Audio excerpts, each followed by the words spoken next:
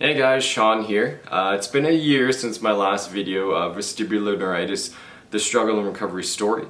And it's since last year I've gotten better. I know that I mentioned, I was about 80 to 85% recovered last video. And even from last year, I feel like I've even gotten like 20 to 30% better from last year. Just going through my notes, I make notes on my symptoms, I've gotten tremendously better. With that said though, I'm not yet at 100%. So I'm at a point now I don't even want to give a percentage, because I just don't know. Last year I thought it was 80 to 85. Maybe I wasn't. I just want to say though, I'm practically normal. I have good days, I have bad days, like, you guys must have as well. The bad days aren't even that bad anymore. It's not debilitating or anything like that. I can go into public and not worry about my symptoms. That anxiety that you get from all these symptoms, I don't have that anymore just because I'm just more confident going out that I'm not gonna have to worry about my symptoms. So last video, I talked a little bit about my symptoms. I'm not gonna go through those, but I want to talk about the things that have gotten better. So my eyes and my eye symptoms, my eyes couldn't focus, my eyes would get shaky, that oscillopsia where your eyes shake, that has gotten better, tremendously better. I still have it every now and then. It's more so when I go from, and it's weird, it's when I go from like a light room to like a dark room, I kind of get like an eye shimmer and a little bit of shake, but that's gotten better. My standing and balance, just, before I'd have to consciously think of how to stand and not sway. I think it was like in like May or something, my brain just automatically learned how to, I can stand without thinking now, like that upright balance, that has gone better. I don't have to consciously think about how to stand properly. My walking's got better. That floaty feeling has pretty much gone away for the most part. Just walking straight. And that overall anxiety that you get. Oftentimes you hear, well, no, this is all anxiety, this is all due to anxiety. Well, no, you get anxious because, you can't walk properly, you can't stand properly, and you're worried about your symptoms. And the biggest thing for me is if I was standing at a store and I couldn't stand straight, and then the people are going to be looking at me and, is this guy drunk? Or if I was always able to drive, driving didn't bother me, but if I got out of my car and I can't walk properly and I'm stumbling, people are going to think I'm drunk. Or if I'm leaving the store and I can't walk properly and I kind of look like I'm drunk and then I go to my car, of course that's going to induce anxiety. But that anxiety, I don't have that anymore because I've built up confidence and I don't struggle with any of those symptoms anymore. So those things have gotten better. The one thing that still does bug me and get my symptoms going is if I stare at a computer for too long. It strains my eyes and then it affects my balance. So I'm still trying to figure that out. One thing actually I'm going to show you that does help with that. Now I know you guys, or some of you guys may have used like those blue light glasses that kind of reflects the light. Those kind of didn't work, but I picked up these, and these are called Theraspec glasses. So they're kind of cool, they're kind of funky. They're trendy, but these work really well. I'm not going to talk about these yet. I'm actually going to do a separate video just because I don't want to take up too much time in this. But these Theraspec glasses are actually a game changer for me to stare at a computer a little bit longer. So I'll talk about that in a separate video. But the eye staring at computers, that still affects me. How did I get better from those things that I struggled with? I'm not going to talk about the eye gaze stabilization from last video, but one thing that did help, and it was a video, and if I'm able to link it up, I'm going to do that. I'm going to experiment after this video, but it was called Visual Eye Tracking Exercises for Dizziness.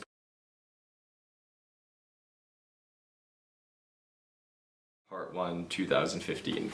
That's what I searched on YouTube. So I felt last year around September that my eyes still needed work. And you know, if you're saying, well, you should go see a vestibular ophthalmologist, I did, or if I should see a vestibular therapist, I did as well.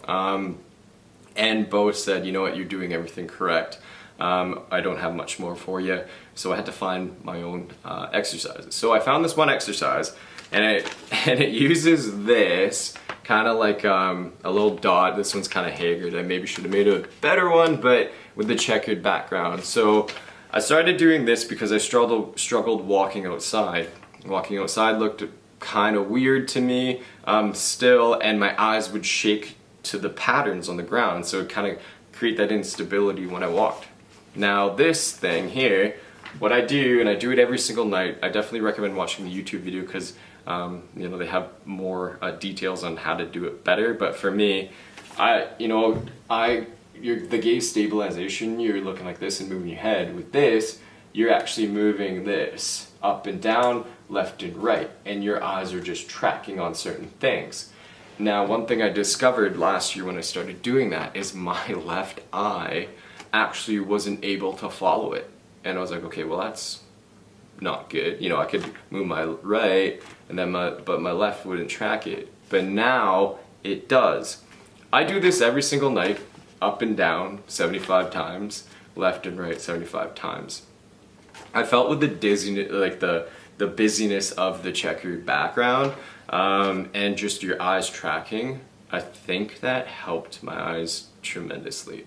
So those are one of the things that I incorporate every single night that I don't think I'm gonna ever stop, because you know, it helped. I feel it helped for me. Just the standing and walking, obviously just practicing the vestibular rehabilitation therapy, so just practicing those things helped. I still, you know, use a balance pad. I don't think I'll ever give up these exercises. I probably won't do them as hard as I did, but I'll still do them a little bit before bed. And another thing, I mean, just for the longest part, about a year and a half, I was always leaning to the left and then falling kind of to the left, because you know, the theory is that that's my weaker ear. So I'd compensate by turning right and keeping upright. And with that, I stayed off my left foot.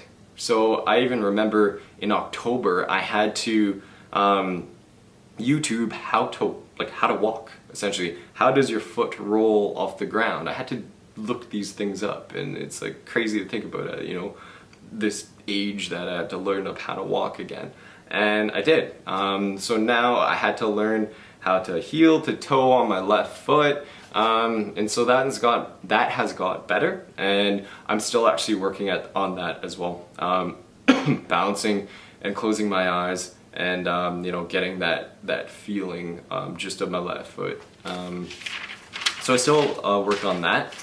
I also struggled with like walking diagonally, and so I'd literally just walk diagonally. I don't know why I struggled with walking diagonally, but I did. Like, I couldn't, I don't know, my brain just couldn't figure it out. So over the last year, I worked on that, and things are good. Again, I'm very functional. I mean, I don't really struggle with anything. I can go out and not worry about anything. So I don't want to discourage anybody that I'm 2.5 years since my onset, April 2018, and I'm not 100%. I don't want you to get discouraged that, oh no, this guy's not 100%. But you know what? Throughout the time, every step is a win. Seriously, every step is a win, because I'm like, you know, there's a low, and I'm sure if you're watching this for educational purposes, that you've been at that low, and it sucks. So every step from there is a win. So I don't want you to get discouraged. Since my last video, I've talked to hundreds of people, and I've met a lot of cool people, and I've met a lot of struggling people, and it's sometimes hard to hear their stories, because I understand where they are and where they've been, and it's hard. One thing a trend that I do see is that, you know, a lot of people are really fixated on a diagnosis. The one thing I want to say on that is I didn't have a diagnosis. I had to research my own information and present that information to the doctor for the doctor to tell me, oh yeah, I think that's what you have, and you know, there's not much we can do about it. And again, throughout the year, I've been talking to a lot of people, and you know, I think, you know, what's my diagnosis? What's my diagnosis? I feel if you're at this point and watching this video, you've done research, you went through the Facebook groups, you compared your symptoms to other people. Every medical professional that I talked to had a different diagnosis for me. So what that shows me is that not a lot is known about this unless I'm seeing the best doctors in the world or something, right? Not a lot is known about this vestibular issue. So what that tells me, what that tells me is that, you know what, people, you know, the medical professionals, they might be taking their best guess. And again, in my last video, I said you have to advocate for yourself. So find your symptoms, compare them with what you think other people have, and do the things that they have done. So with this vestibular issue, there could be like 3 main things if you've done your research. Vestibular neuritis, potentially vestibular migraine, and something called PPPD. And I'll get the full name of it, I'll post that.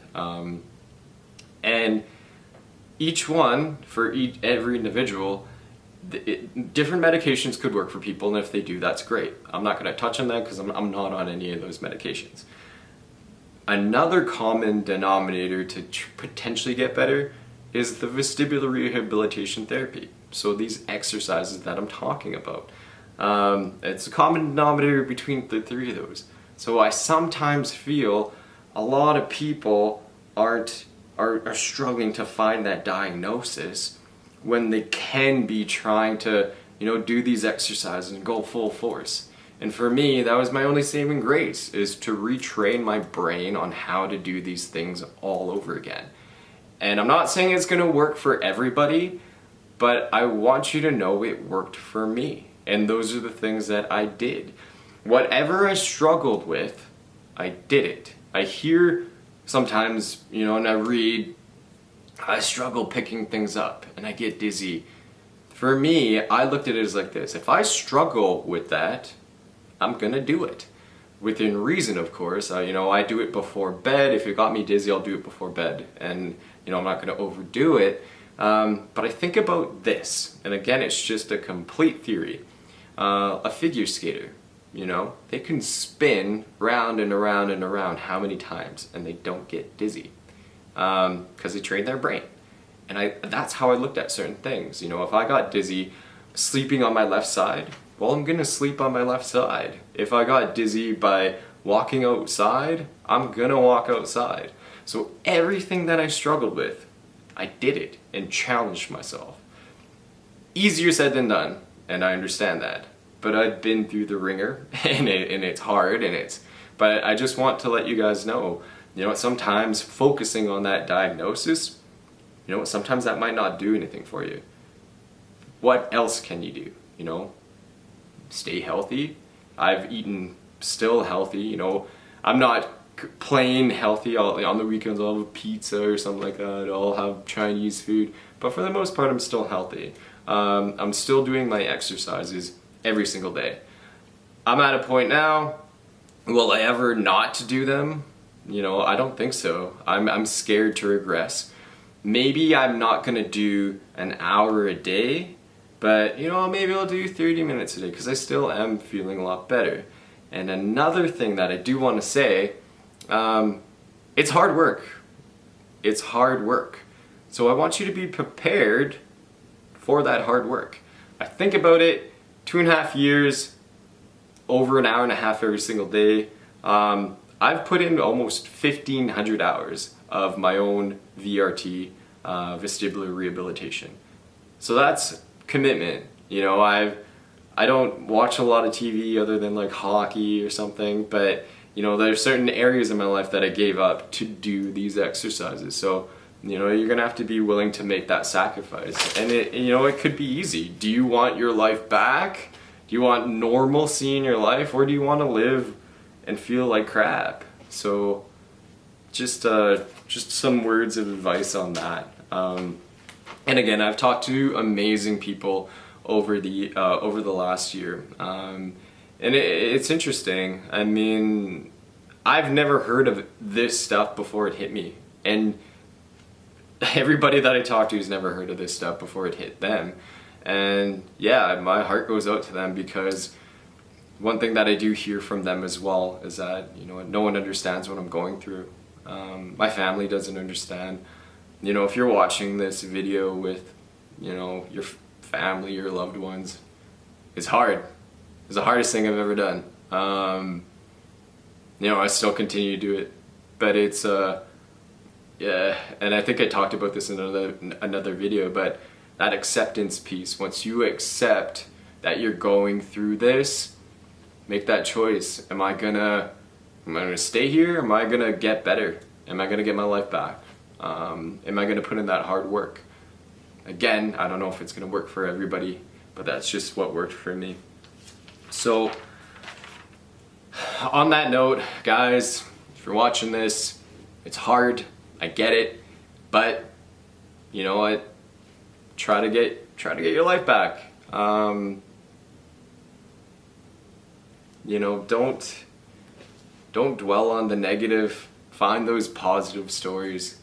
I think, again, a little mission I'm on is just to, you know, provide that positive story for you guys, that people do get better, that, you know, again, I'm living my life again. So guys, do your exercises, eat healthy, focus on the positive. I hope to not wait another year to make an update video, but I wanted to be at a good spot where I can confidently say that, you know, things don't bother me, and I'm actually at that point. You know, I can go out, I can do all these things. It's minor things, very minor things. So guys, take care, and I'll talk to you soon.